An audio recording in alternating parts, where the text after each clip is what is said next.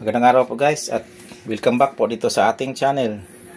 Sa video ito ay meron po tayong lulutuin na simpleng gulay, itong kalabasa na may kasamang string beans or yung ano to. Tapos lagyan natin ng gata. Gintaan po siya mga guys. Ito yung ating mga ibang sangkap, itong luya, mayroon tayong sili naman yung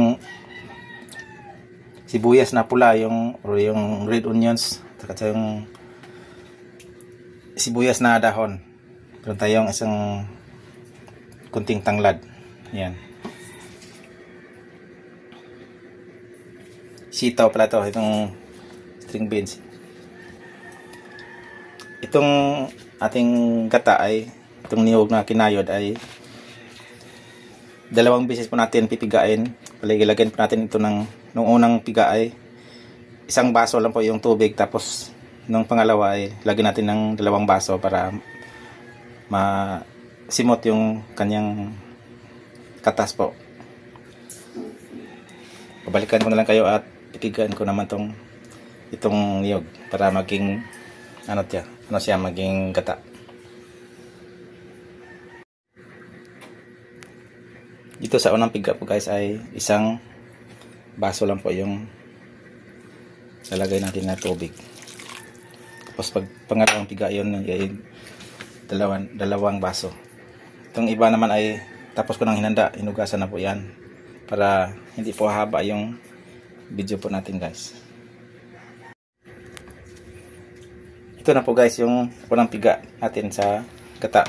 Kunti lang po siya kasi isang baso lang po, pero mas puro po siya kasi unang piga po. Ito yung pinagpigaan po natin, lagyan natin ng 2 baso para masimot po yung kanyang katas. Ito po yung pangalawang piga ay isasalang kaagad natin dito sa sa lutuan para ito po yung magsilbing pang sabaw na una, yung panluto nitong yung pagpalambot nitong mga sangkap po natin. Tapos pag luto na po siya, ito po yung panghuli para maging masarap po siya, masyadong creamy po siya kasi masarap po yung gata pag puro po, at saka yung huli na po siya ilagay para hindi siya na masyadong nagmamantika. Yung isa naman ay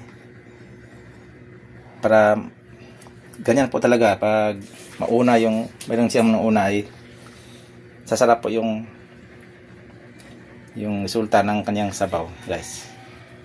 Yan, pigaan ko na to, tapos isalang natin dyan. Ito na po guys yung pangalawang piga po natin, ay mas marami po siya compare dito sa una. Ito po yung unang ilagay natin dito para ito po yung pampalambot doon sa mga gulay po natin. Ito yung pauna, itong kalabasa, tapos itong sitaw, tapos lagay na natin itong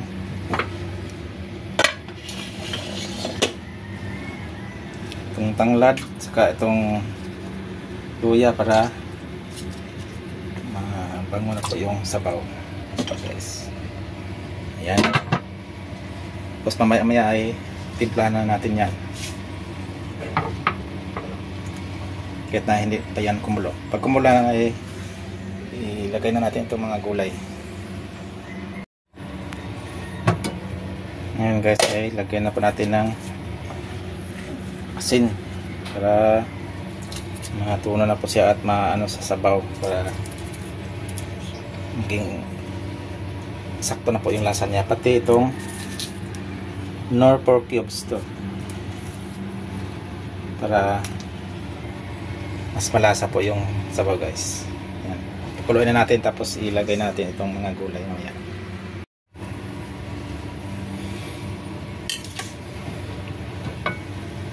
Ito na po guys at kumulo.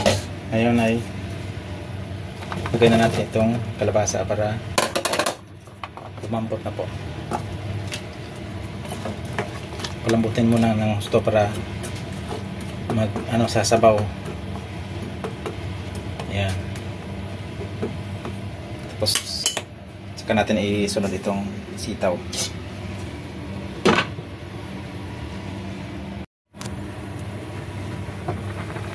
Ayan, kumulo na po sa gusto guys. Ngunit hayaan natin na lumambot ng gusto itong kalabasa bago natin isunod itong sitaw.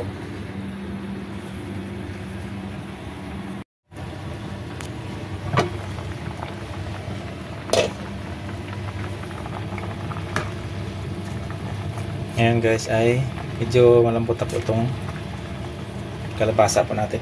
Dali lang lambutin. Ayan ay ilagay na natin sa sitaw para lumambot na siya. Kasi itong sitaw ay medyo palambutin po natin ng konti. Yan po guys. Takpan po natin. Itong gulay na ito guys ay po siya, budget friendly po.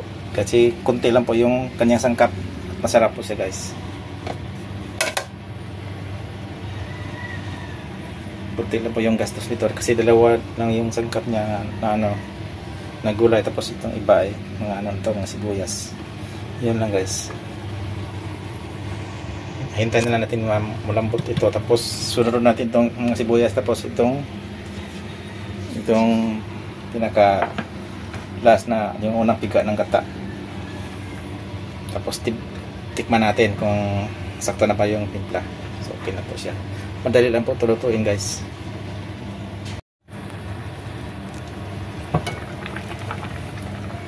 Ito na po guys, at medyo mambot na po ng kunti itong sitaw. Ngayon ay lagay na natin itong mga sibuyas at saka pakuluin natin ng isang bisis. Pagkulo niyan ay lagay na natin itong gata na huli, at yun na.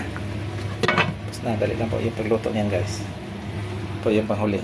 Tapos tikman po natin kung tama ba yung timpla.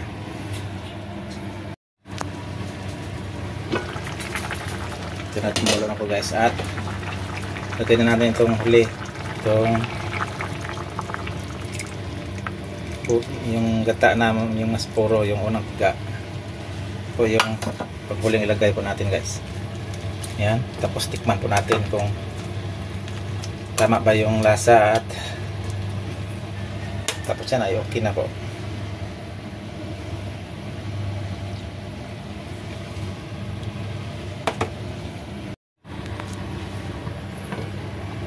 Yan na po guys, tinikman ko na yan at okay yung lasa po niya.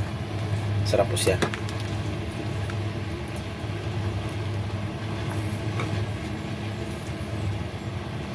Yan, isang kunting kulo na lang at okay na po yan.